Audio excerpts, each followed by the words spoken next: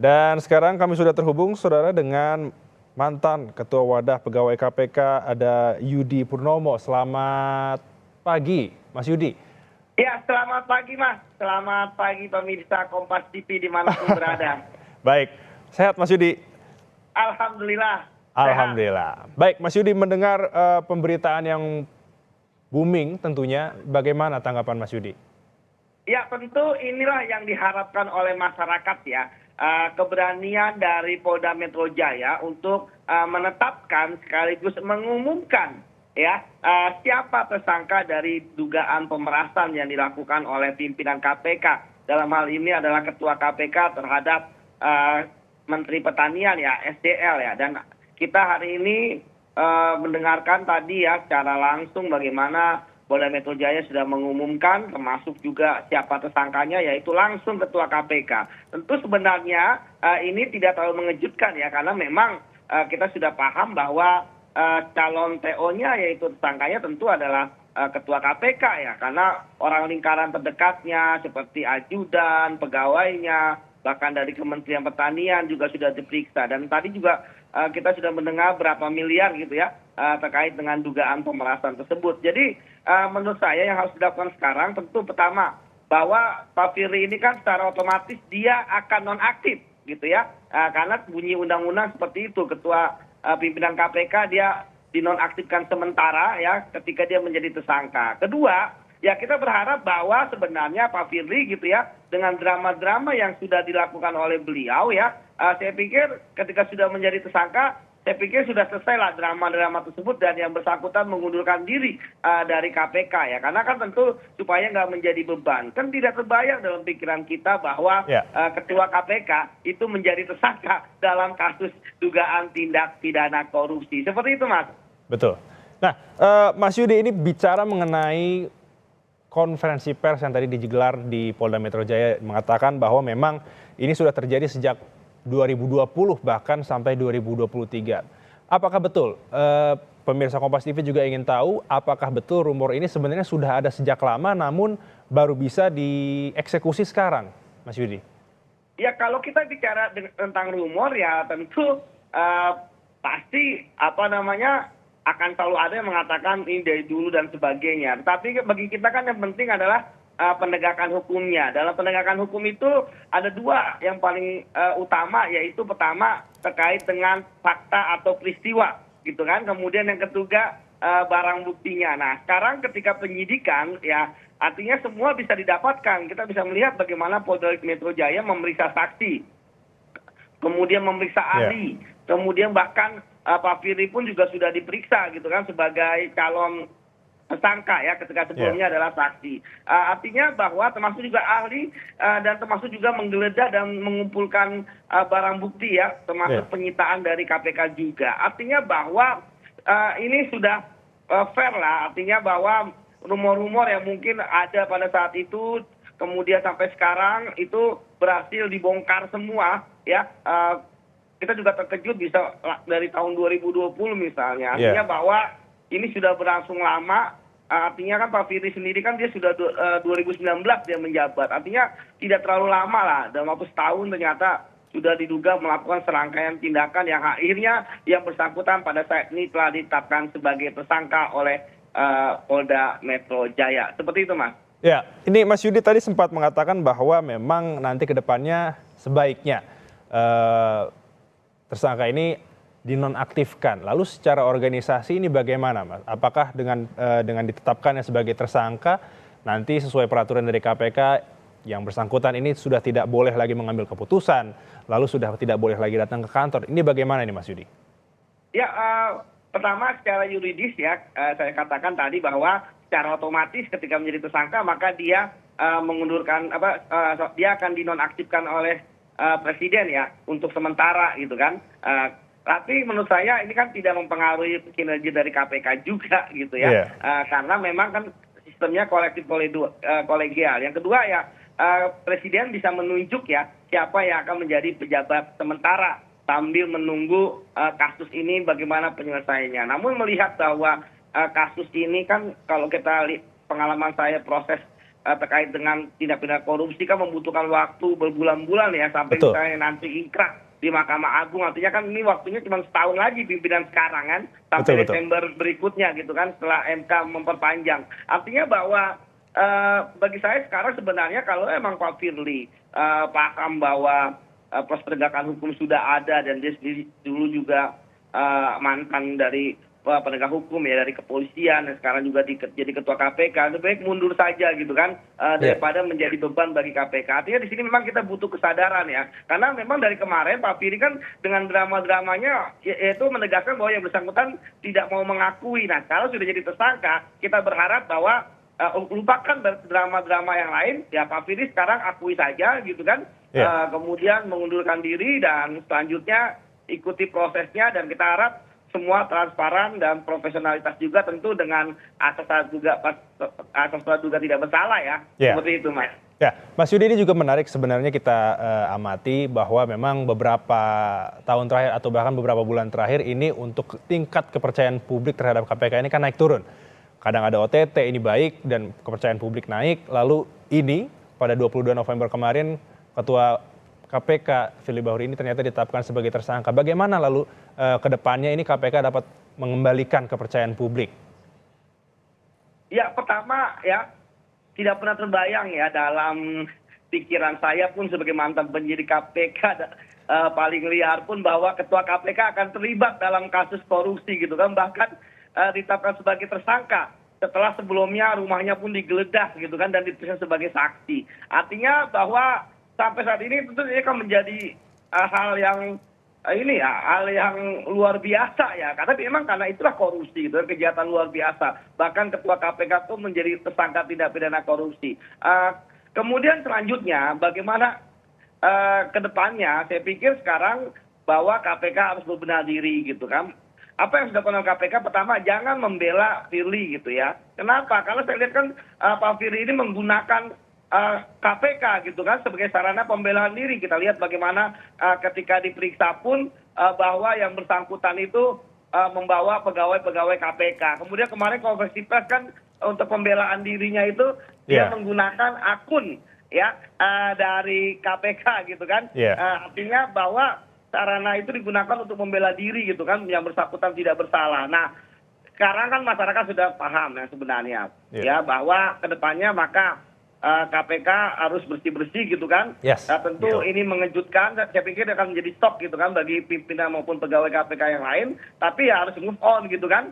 Bahwa pertama ini penegakan hukum, tidak ada kriminalisasi gitu kan. Kemudian yang kedua ya segera kembali memberantas korupsi. Tadi benar kata Mas bahwa naik turunnya kepercayaan masyarakat kepada KPK itu tergantung bagaimana KPK ya menangkap para koruptor. Ketika menangkap para koruptor, apalagi yang profilnya tinggi gitu ya, pejabat negara gitu ya, yang dampak korupsinya menyebabkan masyarakat sengsara, tentu akan naik kepercayaannya kepada masyarakat. Seperti itu Mas. Nah, Mas Yudi, ini sebenarnya menarik tadi berbicara mengenai bagaimana caranya KPK ke depan ini akan membangun kembali kepercayaan publik. Tapi selama kita mengikuti pemberitaan ini tentu ini ada kata-kata yang sekiranya mungkin agak berat mungkin untuk masyarakat awam.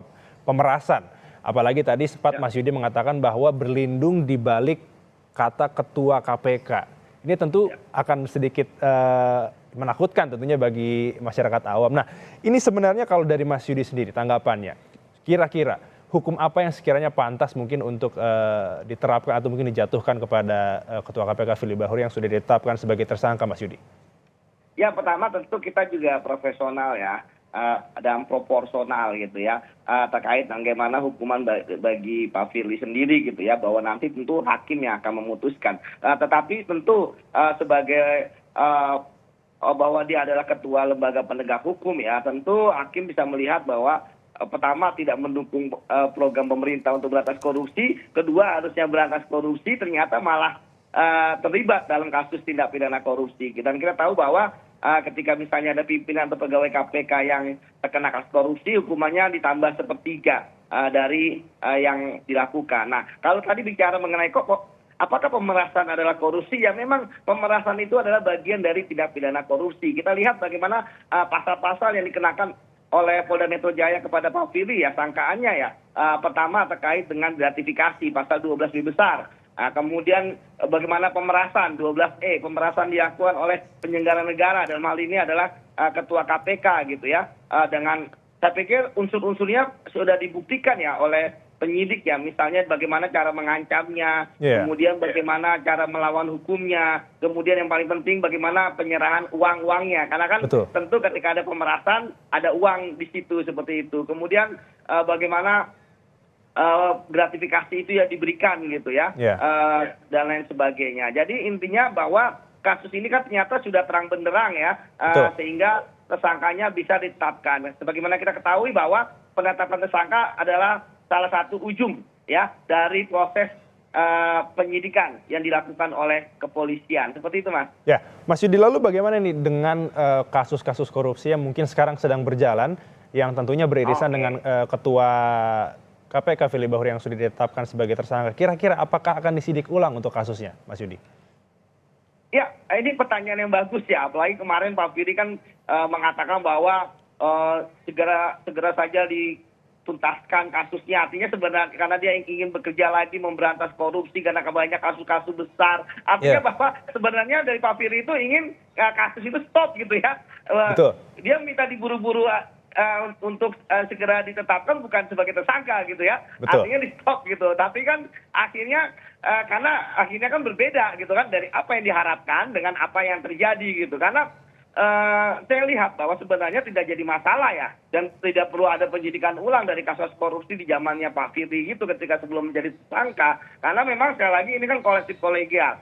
Pimpinan KPK sebenarnya hanya manajemen ya dalam pemberantasan korupsi, sehingga semuanya sudah diserahkan kepada penyidik misalnya dalam proses penyidikan. Jadi saya pikir 4 pimpinan yang lain kan bisa lah menggantikan peran Pak Firly untuk sementara sebelum nanti kita menunggu siapa PJ ya yang menggantikan Pak Firly ya. Tapi saya pikir dengan 4 pimpinan sudah cukup lah. Toh KPK juga pernah beberapa kali gitu kan pimpinannya kurang 1, kurang 2, namun masih tetap berjalan. Seperti itu, Mas. Ya. Nah, Mas Yudi, ini kan saat tadi dibacakan oleh pihak dari Polda Metro Jaya terkait dengan konferensi pers penetapan tersangka Firly Bahuri, ini sekiranya sudah ada sekitar 91 saksi. Ini yang sudah diperiksa sejak dimulainya penyidikan mulai 9 Oktober 2023. Dari Mas Yudi sendiri, apakah mungkin ini akan menambah sekiranya ada tersangka baru terkait dengan kasus pemerasan yang terjadi ini, Mas Yudi? Ya, kita serahkan saja ya kepada Polda Metro Jaya ya, siapa yang akan menjadi tersangka tambahan, apakah juga sama-sama pelaku utama gitu kan, ataukah juga turut serta, ataukah membantu, atau seperti apa gitu ya. Karena memang sampai saat ini kan saya menganalisis memang belum terlihat nih peran-peran yang lain yang disampaikan oleh Polda Metro Jaya gitu ya. Termasuk pimpinan KPK yang lain kan belum, saya dengar di media kan belum pernah diperiksa gitu ya. Artinya bahwa belum jelas nih bagaimana keterlibatan pihak lain gitu ya. Kalau saya lihat misalnya kayak ajudan, ya kita paham lah ajudan ini kan atau ADC ini kan bekerja atas perintah gitu ya. Artinya walaupun itu terkait dengan tindak pidana korupsi, tidak serta-merta dia bisa ditindaklanjuti bahwa dia jadi tersangka juga, karena kan ada daya paksa dari atasan gitu kan. Tapi syaratnya bahwa ajudan ini mengaku gitu ya. Artinya mau bicara yang sebenarnya, baru dia masuk bahwa dia tidak bisa terlibat menjadi tersangka, kecuali kalau dia tidak mengaku. Tapi kalau saya lihat bahwa kan pertama kasus ini kan kasus yang sudah terjadi, Mas. Tentu keterangan saksi-saksi itulah yang sangat penting untuk pembuktian. Artinya tanpa keterangan saksi-saksi kan agak sulit, berbeda dengan OTT ya. Kita sudah paham gitu kan bagaimana peristiwa pidananya terkait dengan adanya bukti penyadapan misalnya. Kemudian sudah dilakukan surveillance atau pembuntutan sehingga membuat penyidik yakin, dan kemudian ketika dilakukan penangkapan ada barang bukti berupa uang tunai misalnya. Jadi saya pikir untuk sementara ini masih Pak Firly lah ya.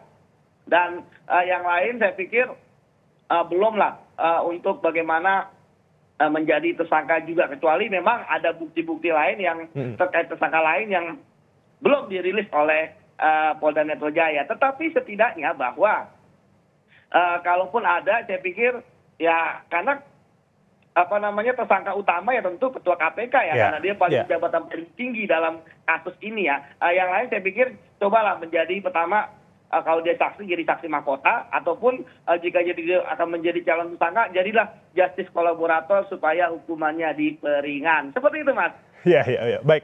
Nah, Mas Yudi ini mungkin akan balik ke beberapa pertanyaan yang sebelumnya. Berarti memang sudah ada sekitar 91 saksi yang memang sudah diperiksa ini.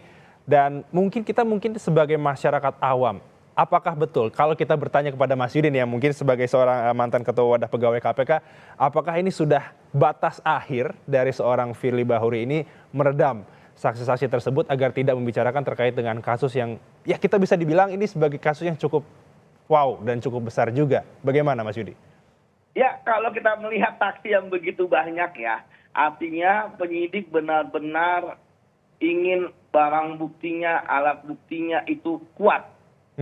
Ya, karena memang seperti yang sering saya katakan bahwa ketua KPK ini kan high profile, ya kan. Kemudian yang kedua dia ketua KPK gitu kan, artinya tidak mungkin gitu kan atau melakukan korupsi gitu kan dalam pikiran kita yang normal gitu ya. Namun ternyata ketika melakukan korupsi ya maka tentu buktinya jangan kaleng-kaleng gitu kan. Benar. Tentu saksi-saksinya itu bukan saksi yang istilahnya tidak melihat langsung gitu kan, harus dia mendengar, mengalami gitu kan. Kalaupun ada serangkaian petunjuk ini sebenarnya memperkuat dari keterangan saksi. Jadi saya pikir sudah clear lah kalau untuk masalah saksi ya. Dan dan saya pikir juga saya tidak melihat ya ada upaya ya dari Pak Firly untuk mempengaruhi saksi-saksi ya. Karena yang dilakukan oleh Pak Firly kan yang kita lihat itu kan sebatas yang dilakukan oleh dirinya ya. Tapi kan menurut saya tidak jadi masalah karena memang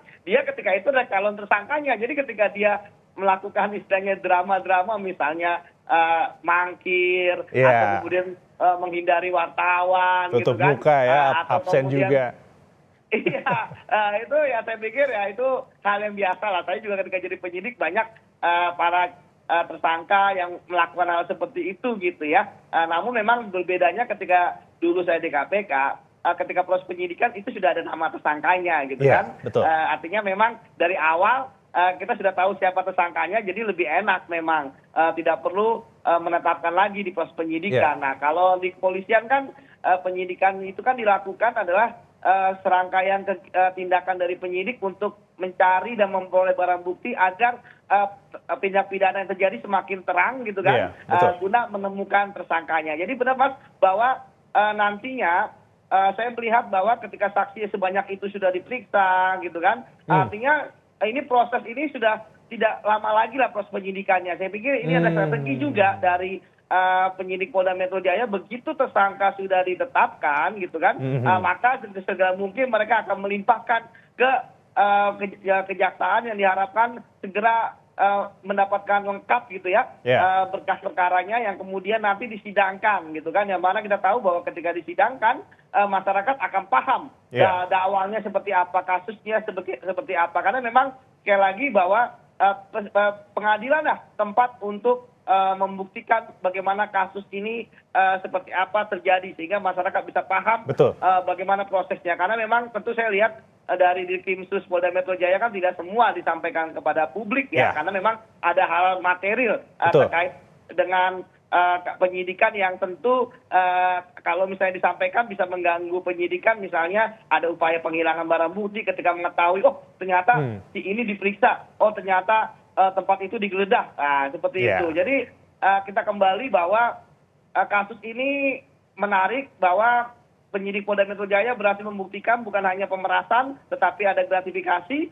gitu kan, termasuk juga penerimaan ya, pasal 11 kalau tidak salah tadi saya baca, gitu kan, itu juga masuk gitu ya. Iya, itu masuk juga Pak. Dalam kasus ini, artinya kita salut lah. Kita apresiasi bahwa Polda Metro Jaya sebenarnya ini adalah upaya untuk menegakkan hukum dan membersihkan KPK gitu kan. Jangan sampai ada pihak-pihak yang menggunakan KPK untuk kepentingan pribadinya Mas. Seperti itu Mas. Ya, berarti Mas Yudi kalau seperti ini sudah ditetapkan sebagai tersangka, Dewas KPK ini bagaimana berikutnya? Apakah akan memanggil terlebih dahulu Firly Bahuri atau bagaimana Mas Yudi? Ya kalau Pak Firly kan kemarin sudah dipanggil ya dalam pemeriksaan ya. Dan kalau kita sekarang ini kan sudah masuk tersangka ya.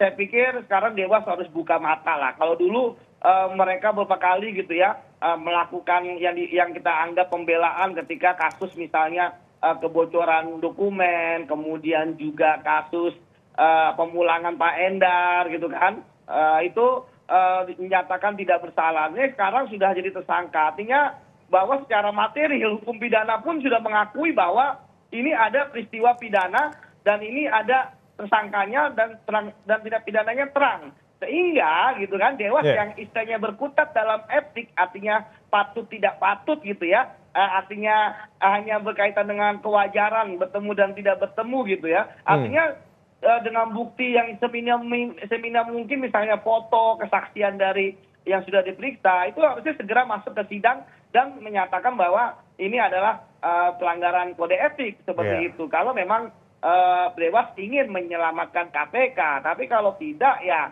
saya pikir tidak jadi masalah, karena putusan Dewas adalah putusan etik yang pertama. Kemudian yang kedua, apapun putusan Dewas ya, itu tidak akan mempengaruhi penyidikan. Kemudian yang ketiga, yang paling jelas adalah bahwa Pak Firly sudah nonaktif sebagai ketua KPK. Jadi harusnya Dewas udah bisa lebih berani lah gitu kan untuk menangani kasus pelanggaran etiknya. Begitu Mas. Ya, Mas Yudi, kita juga sekarang sudah tergabung dengan, ada yang bergabung dengan kita, ada Mas Boyamin Saiman, ini ada koordinator MAKI. Selamat pagi Pak Boyamin.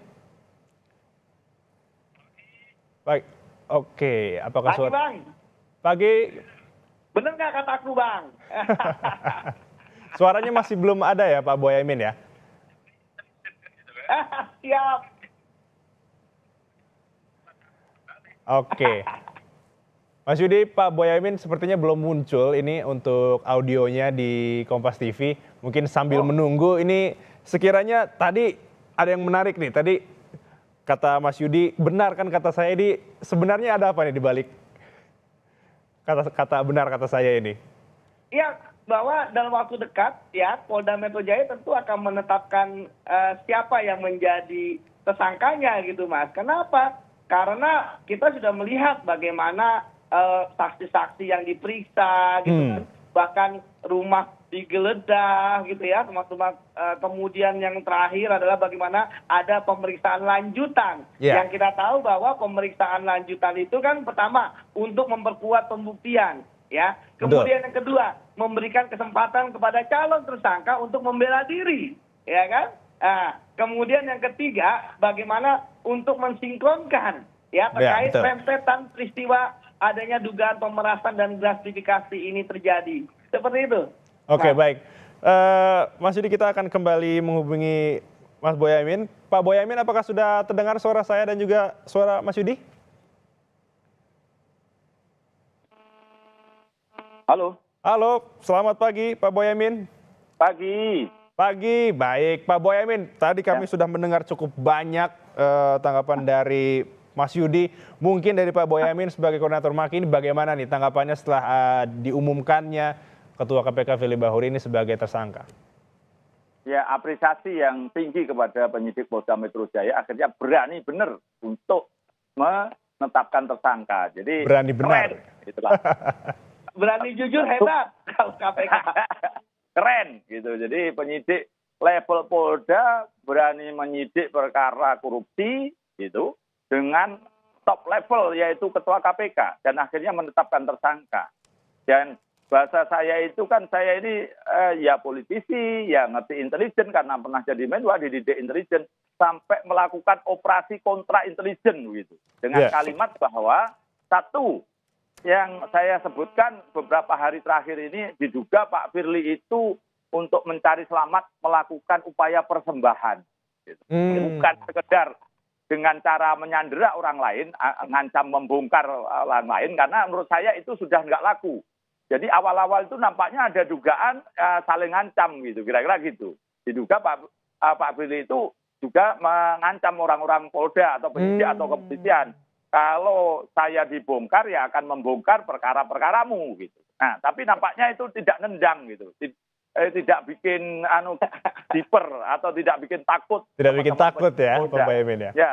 Nah, nampaknya berupa pihak lain dengan cara lain melakukan upaya persembahan ke pucuk-pucuk pimpinan. Nah, kalau pucuk pimpinan memerintahkan penyidik Polda stop kan kira-kira gitu dari analisanya, dugaannya analisanya Pak Firly.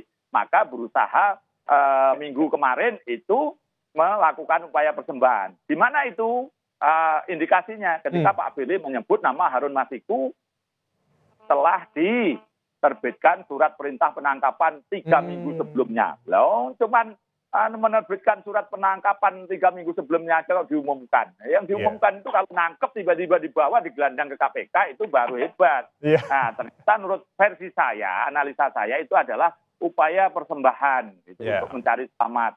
Nah, kenapa ini saya lontarkan? Supaya ini bagi teman-teman penyidik Polda ini, kalau tidak ada upaya itu dari kepolisian juga tidak terpengaruh dengan upaya itu, atau level pimpinan-pimpinan juga tidak terpengaruh upaya itu, maka kemudian akan terjadi sebaliknya. Jadi ini bahasanya kontra intelijen itu supaya yang kita harapkan sebenarnya sebaliknya gitu. Jadi misalnya menuduh Yudi, kamu ke selatan ya, gitu kan? Enggak, gua enggak ke selatan, ke utara kok.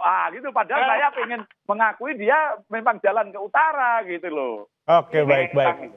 Bang Boy, mantap ini. Baik, Mas Yudi dan juga Pak Boyamin, ini kita masih cukup panjang perbincangan kita, tapi kita harus jeda sejenak. Pemirsa Kompas TV, jangan beranjak dulu. Breaking News Kompas TV akan segera kembali usai jeda.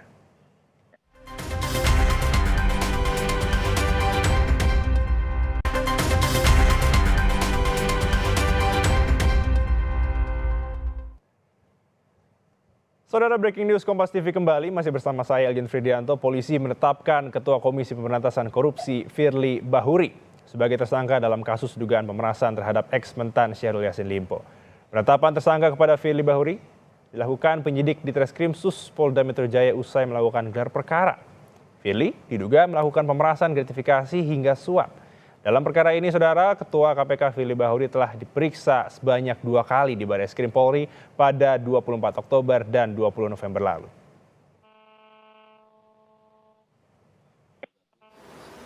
Berdasarkan fakta-fakta penyidikan, maka pada hari Rabu, hari ini, tanggal 22 November 2023, sekira pukul 19.00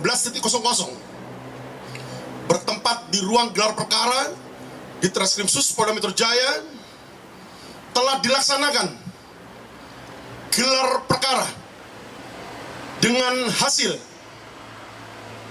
ditemukannya bukti yang cukup untuk menetapkan Saudara FB selaku Ketua KPK RI sebagai tersangka dalam perkara dugaan tindak pidana korupsi berupa pemerasan atau penerimaan gratifikasi atau penerimaan hadiah atau janji oleh pegawai negeri atau penyelenggara negara yang berhubungan dengan jabatannya terkait penanganan permasalahan hukum di Kementerian Pertanian Republik Indonesia pada kurun waktu tahun 2020 sampai dengan tahun 2023. Dalam keterangannya, Saudara, Dirkrim Sus Polda Metro Jaya Kombes AD Safri Simanjuntak menyatakan telah menggeledah 2 tempat, yakni di Kertanegara, Kebayoran, dan juga di Gardenia Villa Galaxy di Bekasi, Jawa Barat. Polisi juga telah menyita sejumlah barang bukti dalam perkara ini.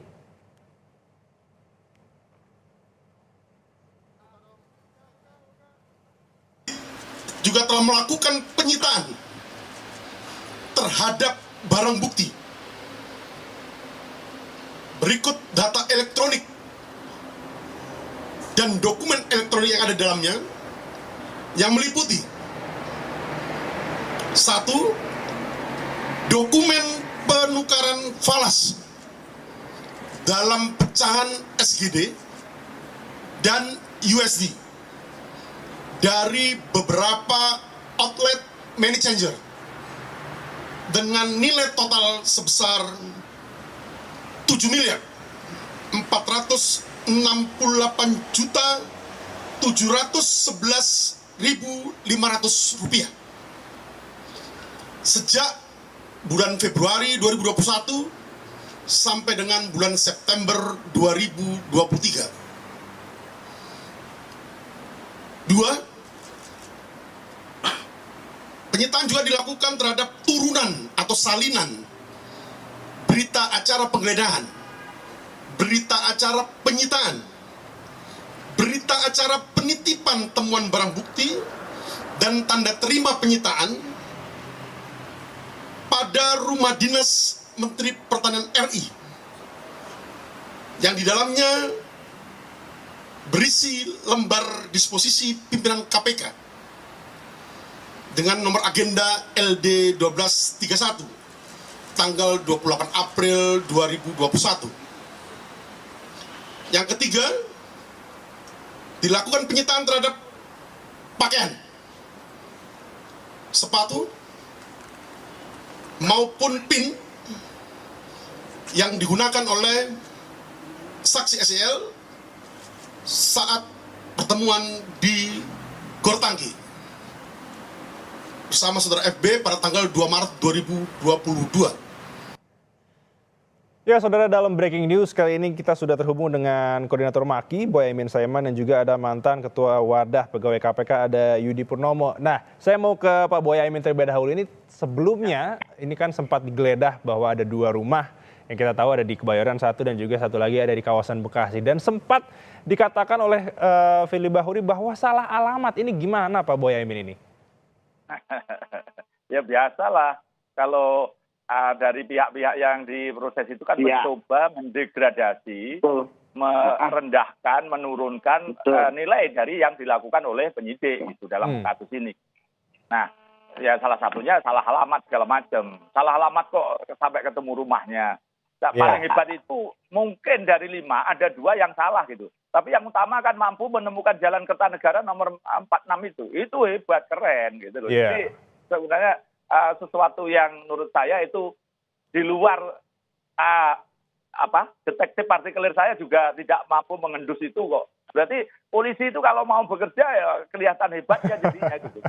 Sepanjang tidak ada tekanan kanan kiri akan hebat gitu. Dan itu terbukti gitu. Karena kita kaget, Yudi pun juga kaget itu. Tiba-tiba ada jalan rumah Kertanegara nomor 46 itu ya kaget semua gitu. Jadi itu sebenarnya profesional. Tapi menurut saya kurang lagi sebenarnya penyidik mestinya juga menyita bajunya Pak Firly, celana Pak Firly, sepatu Pak Firly ketika ketemu Syahrul Yassin Limpo di lapangan bulu tangkis. Itulah kemarin waktu menggeledah rumahnya Pak Firly Galaksi mungkin diduga tidak ada baju itu gitu. Jadi sehingga tidak bisa disita dan membuktikan ternyata pertemuan di bulu tangkis itu ada. Nah, salah satu buktinya apa? Bajunya, sepatunya, raketnya dan segala yang dipakai itu harus disita gitu. Mungkin kemarin penggeledahan ke rumah itu kan mencari itu, tapi mungkin Pak Firly ini kan juga serse gitu kan. Jadi ya paham kira-kira apa ya, maka kira-kira baju dan celana itu mungkin juga sudah disimpan atau dibuang atau apa gitu. Karena kalau ini Syahrul Yassin Limpo kan tidak paham itu yang akan diambil itu apa gitu. Oh ternyata termasuk PIN-nya pun disita. Wah kasihan itu kalau PIN itu disita juga itu. PIN menteri itu dari bahannya dari emas loh itu. Jadi ya bisa dijual itu. Karena dulu saya DPRD Solo itu tahun 97 juga dapat PIN itu meskipun kadar emasnya lebih rendah dan lebih kecil. Ya waktu saya butuh duit ya saya jual aja, ngapain juga sudah nggak jadi DPRD gitu loh. Jadi ini sesuatu yang, tapi juga begini, saya tadi kan bisa gitu. Selain saya melakukan rencana-rencana versi Maki itu anggap aja biar keren kontra intelijen. Salah satunya adalah ada mau menyerahkan penutup muka Sebo ke KPK besok Jumat rencana saya gitu. Daripada Pak Firly ngumpet-ngumpet ya, maka saya serahkan. Tambah rame lagi. Terus juga saya ingin menyerahkan piala Pulitzer yang imitasi lah gitu, turunan kepada teman-teman media yang mampu memfoto dan memvideo Pak Firly ketika ngumpet di mobil gitu. Rame lagi pasti gitu. Jadi kalau ini kasus ini seperti ada tekanan politik sana sini atau ada mau dimainkan politik, maka tekanan masyarakat lebih kuat nanti kan itu. Terus yang ketiga, minggu depan saya mengajukan gugatan pra peradilan terhadap karena tidak ditetapkan tersangka. Banyak teman-teman media sudah nagih, kapan Mas Boyamin, katanya minggu depan itu 2 minggu yang lalu gitu. Nah, saya masih sengaja nahan-nahan karena saya dengan informasi akan ada gelar perkara pasti penetapan tersangka. Minggu kemarin itu sudah saya tunggu-tunggu, ternyata molor minggu ini, ya sudah, nggak apa-apa. Karena saya tahu Pak Ade Sabri Simanjuntak itu sudah kenyang saya gugat pra-peradilan di Solo 4 kali atau 5 kali gitu, zaman beliau menjabat Kapolres Solo. Jadi kalau saya teriak pra-peradilan itu pra-peradilan bener gitu loh, bukan sekedar ancaman gitu. Jadi, pasti gitu ya. Iya, dan perkaranya itu dulu lebih sederhana dan lebih anggap aja lucu-lucuan. Sebenarnya nggak lucu karena ada korban tabrak lari, korbannya meninggal dunia, sementara ada CCTV yang memotret itu ada mobilnya Yaris warna kuning tapi nggak bisa ditemukan. Dan hanya penyelidikan, berkutat-kutat penyelidikan. Ya saya gugat kalau ini layak menjadi penyidikan kok tidak diproses ke penyidikan sehingga bisa nyita, bisa geledah yang diduga punya mobil. Yaris cat kuning itu kan nggak banyak, mestinya bisa gampang lah dicari kan.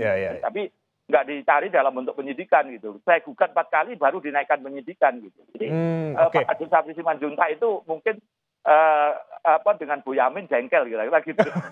Tapi ya nggak apa-apa. Ini kan untuk kebaikan negara kan gitu kan. Iya betul. Nah Pak Boyamin ini sebelum saya ke Mas Yudi, sebenarnya Pak Boyamin saya mau tarik dikit ke belakang. Tadi sempat dikatakan bahwa kaitannya mau mengirim penutup muka. Tapi kalau dari pandangan Pak Boyamin sendiri sebenarnya kemarin dengan adanya video Pak Firly Bahuri ini di mobil menutup mukanya dengan tasnya dia ini, apakah sebenarnya ini sudah tanda-tanda bahwa wah sebentar lagi ini akan ditetapkan sebagai tersangka? Dan sebenarnya dari Maki sendiri ini kan dikatakan bahwa untuk kasus ini sudah dari 2020 sampai 2023. Dari Maki sendiri apakah emang sudah mencium bau-bau adanya pemerasan sebenarnya? Bagaimana Pak Boyamin? Ya, pertama dulu yang berkaitan dengan apakah Pak Firly ini merasa dia akan tersangka. Tapi sebelum ke situ, apakah dia merasa sebenarnya bersalah? Itu yang faktor utama psikologisnya gitu. Karena kalau orang ini merasa dirinya itu juga terkait atau tersangkut meskipun kecil ya tidak percaya diri. Dan itu terbukti meskipun bintang 3 ketua KPK ya kelihatan di situ. Gitu. Justru pertama saya ingin menganalisanya itu bahwa Pak Firly tidak percaya diri dan tidak pada posisi istilahnya nervous lah, down lah mentalnya kan gitu kan, sehingga kemudian umpet-umpetan kayak begitu sampai ketakutan ya. Iya ketakutan gitu. Menurut saya malah versi saya ini bersalah. Disclaimer itu Yudi tahu misalnya saya pernah dimintai keterangan sebagai saksi dalam kasus Bupati Banjarnegara misalnya. Saya datang dipanggil pada waktu pertama saya tidak terima suratnya dan tidak tahu. Setelah tahu diberitakan hari besoknya langsung datang minta diperiksa gitu. Tapi penyidiknya nggak siap karena acara lain baru 2 minggu kemudian. 2 kemudian saya datang dan mengumumkan pada media teman-teman bahwa saya besok akan datang. Ditunggu teman-teman sampai selesai saya juga menyampaikan 2 jam untuk teman-teman. Kalau masih kurang saya katakan begitu gitu. Saya jelaskan, saya tadi ditanya 11 pertanyaan. Yang 5 itu tidak inti karena identitas segala macam. Nah, yang baru kemudian 7 pertanyaan inti. Pertanyaan apa, jawabannya apa. Saya terangkan, saya ingat persis karena saya catat gitu. Pan kenal, pernah diminta melakukan ini itu, melakukan apa, tidak melakukan apa, saya jelaskan semua begitu. Karena saya percaya diri gitu loh. Jadi ini sebagai perbandingan gitu loh. Maksud saya bukan sombong, tapi ini perbandingan karena saya percaya diri tidak merasa bersalah karena saya ngurusi perusahaan gitu kan, bupatinya gitu, dan itu bupatinya jadi dilantik tahun 2017, saya masuk tahun 2014. Siapa ngerti kalau itu jadi bupati? Dan saya ketika diminta untuk jadi pansel sekda aja saya menolak karena saya yakin bisa dicatut-catut gitu loh. Jadi ini saya terangkan semua dan saya terangkan kepada teman-teman media. Artinya kalau kita percaya diri ya yakin, tidak apa-apa menghadapi teman-teman. Tanpa harus ada tutup-tutupan muka gitu ya. Nah itu justru itu yang pertama. Kedua ya pertanyaan penyidik itu kalau oleh lawyer atau oleh ya sama-sama polisi atau serse gitu, seperti Yudi misalnya memeriksa orang itu sebenarnya gampang aja, itu bisa dibaca sebenarnya penyidik itu sudah punya bukti, sudah punya alur, sudah punya kira-kira skenario gitu. Hanya memastikan kembali gitu ya. Tahu, wah ini sebenarnya sudah buktinya kuat ini, sudah mau menjerat. Gitu loh kira-kira sehingga Pak Firly nervous. Bahkan sampai kemarin diakui butuh waktu jeda katanya gitu. Saya ketawa aja. Nah, Pak Boyamin ini saya mau ke Mas Yudi sebentar nih. Mas Yudi, jadi kan ini menarik nih bahwa tadi juga sebelum kita tersambung dengan Pak Boyamin dikatakan bahwa akan nantinya akan ada penjabat sementara terlebih dahulu. Sebenarnya kalau dari Pak Mas Yudi sendiri, ini ke depannya untuk fit and proper test Ketua KPK berikutnya, ini catatan-catatan apa yang sekiranya dilakukan ya di kemudian hari mengingat kejadian hari ini? Kejadian kemarin bagaimana Mas Yudi? Ya memang kan ada konsep ideal ya. Ada syarat-syarat untuk menjadi ketua KPK atau pimpinan KPK secara formil yang ada di undang-undang.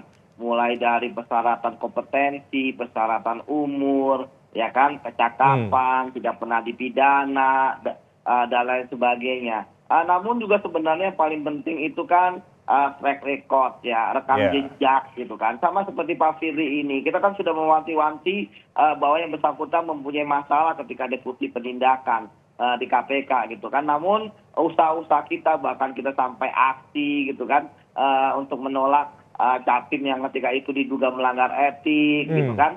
Bahkan pimpinan KPK saat itu juga Pak Saud kan sudah menyampaikan gitu kan adanya dugaan salah satu peserta pansel itu yang pernah di KPK terkait dengan pelanggaran etik gitu ya. Namun ya ternyata the show must go on bahwa Pak Firly kemudian bahkan menjadi ketuanya gitu ya.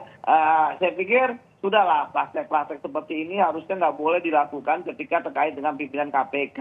Saya yakin bahwa partai-partai politik gitu kan termasuk siapapun pansel yang dipilih oleh presiden gitu ya, itu harusnya paham bahwa ini ketua KPK ini kan seharusnya atau pimpinan KPK ini menjadi contoh teladan. Ini benar-benar bukan hasil dari proses politik yang bergening gitu ya, atau like and dislike gitu kan. Sehingga ketika ada masukan itu kan rekam jejak yang tidak baik itu tetap dipilih gitu kan. Yang penting bahwa harus ada usaha, yang penting ketika ada perintah memenangkan yang bersangkutan itu harus menang. Harusnya nggak boleh seperti itu gitu. Namun ya kita bisa melihat bagaimana fakta yang terjadi. Saya pikir ini harusnya menjadi pelajaran. Ingat loh, pemberantasan korupsi merupakan program kerja gitu kan bagi bangsa kita. Kalau misalnya yang terjadi sekarang KPK ya pimpinannya bukan menjadi salah satu bagian dari solusi permasalahan bangsa, malah jadi masalah bangsa ini. Bahkan jam 2, jam 3 pagi ini kita masih ngomongin gitu kan. Bukannya kita ngomongin siapa yang ditangkap, siapa yang berapa yang disita dari kasus korupsi mana yang kemudian ditangani oleh KPK. Oleh karena itulah ya maka saya berharap bahwa tentu ke depannya pertama yang terdekat itu Pak Presiden bisa memilih PJ yang track record-nya bagus dan bisa membangkitkan lagi motivasi ya kan bagi pegawai maupun pimpinan KPK yang lain. Kemudian yang kedua yang paling penting tadi sudah juga kita bahas bagaimana membangun kepercayaan. Ini langsung ketuanya loh. Artinya itu paling penting. Kita tahu bahwa ikan busuk itu kan dari kepala. Artinya bahwa apa yang terjadi di KPK selama ini misalnya di rutan itu ada punglinya melibatkan puluhan pegawai KPK gitu kan. Ya itu terjadi karena pimpinannya. Kemudian ada pegawai KPK juga terlibat diduga terkait dengan korupsi perjalanan dinas. Itu semua hal yang nggak pernah ada di kepala saya loh. Pegawai KPK pungli di rutan, ada jatah-jatah rutan berapa yang harus dibayar oleh para tahanan gitu kan, itu kan nggak ada harusnya. Kemudian bahkan sampai uang dinas perjalanan SPPD gitu kan, yang misalnya ASN tempat lain juga sudah ketat gitu kan, ini bisa gitu dikorupsi. Artinya bahwa sudah sangat rusak apa yang terjadi di KPK. Namun ya kita paham bahwa saya paham masih banyak orang-orang baik di sana yang tentu melihat ini ya kita harus membantu mereka lah, karena mereka kan pekerja profesional ya yang sebenarnya diperintahkan untuk baik bisa, dan ingat KPK pernah ada jayanya sebelumnya. Jadi saya pikir bahwa sekali lagi ketika pimpinan KPK yang bermasalah, kita lihat bagaimana Pak Johanis Tanak misalnya kemarin sempat di sidang etik walaupun bebas, Bu Lili malah 2 kali, bayangkan 2 kali, ya kan, terkait dengan wali kota Tanjung Balai, dan terakhir ketika nonton Mandalika gitu ya, dugaan gratifikasi, bahkan dia mundur sebelum disidang gitu ya. Dan terakhir ini kan Pak Firly sebelumnya sudah melanggar etik ya ketika naik helikopter yang dilaporkan oleh Bang Boyamin. Bang Boyamin sebenarnya cinta ya kepada ketua KPK ini gitu. Beliau adalah orang yang selalu mengingatkan supaya sesuai dengan koridor. Artinya ketika dulu sebenarnya kasus helikopter, harusnya kan Pak Firly mawas diri gitu kan. Iya. Sudahlah, dia sudah diangkat oleh rakyat negeri ini gitu kan Iya. untuk memberantas korupsi. Ngapain Oke. dia bertingkah sehingga terjadi seperti ini? Begitu, Mas. Oke, Mas Yudi. Nah, sekarang saya mau ke Pak Boyamin. Mungkin ini terakhir ya Pak Boyamin ya. Ini apakah dari Maki sendiri nanti akan ada dorongan meminta kepada Ketua KPK Firly Bahuri ini untuk mundur dari jabatannya setelah ditetapkan sebagai tersangka? Rugi kalau itu. Saya kalau harus ngomong itu rugi besar. Karena saya yakin Pak Firly tidak akan mau mundur. Jadi ngapain gitu. Oke. Dan ketentuan pasal 39 ayat 2 Undang-Undang KPK nomor 30 tahun 2002 itu kan sudah jelas mengatakan pimpinan KPK yang tersangka maka dia diberhentikan sementara. Itu otomatis sudah. Otomatis ya berarti Nggak ya. usah. Nanti malah kita rugi besar ini. Kompas nanti juga rugi besar kalau menyuarakan ini gitu. Oke, baik. Hanya memastikan kita ya. Berarti kalau misalnya seperti itu sudah otomatis dan betul tadi kata Mas Yudi juga harus ada pejabat sementara atau mungkin diwakilkan terlebih dahulu oleh wakil ketua KPK seperti itu ya. Ya, gampang lah. Itu kan soal teknis administrasi. Tapi yang jelas ini Dewan Pengawas KPK, tolong Bapak dan Ibu sudah tua, tolong bantu negeri ini dengan besok langsung kirim surat kepada Presiden gitu loh. Pagi-pagi bisa datang ke Polda Metro Jaya minta surat penetapan tersangka. Habis itu langsung balik kantor bikin surat kepada Presiden minta dinonaktifkan Firly Bahuri dalam bentuk SK. Kan gitu. Ya. Terus sekaligus ditunjuk penggantinya yang pejabat sementara. Apakah terpaksa diambilkan seperti yang PAW, artinya nomor yang masih ada tersedia Pak Nyoman Wara atau Pak Brata atau siapa gitu untuk melengkapi gitu. Karena kalau diisi dari luar nanti malah seleksi lagi, nanti malah maju ke MK, minta Boyamin untuk minta perpanjangan waktunya 5 tahun. Nah, repot lagi itu nanti. Oke.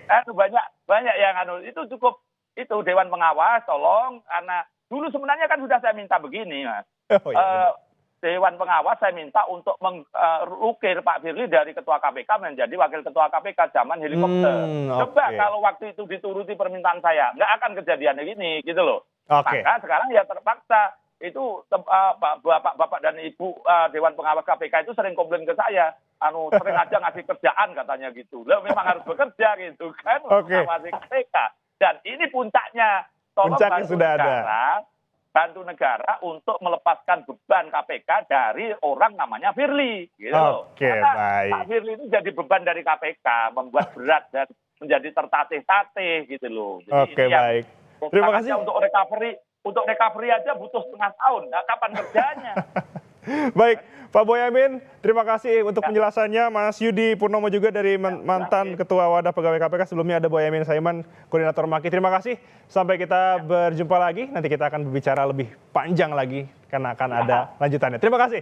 Selamat istirahat. Terima kasih.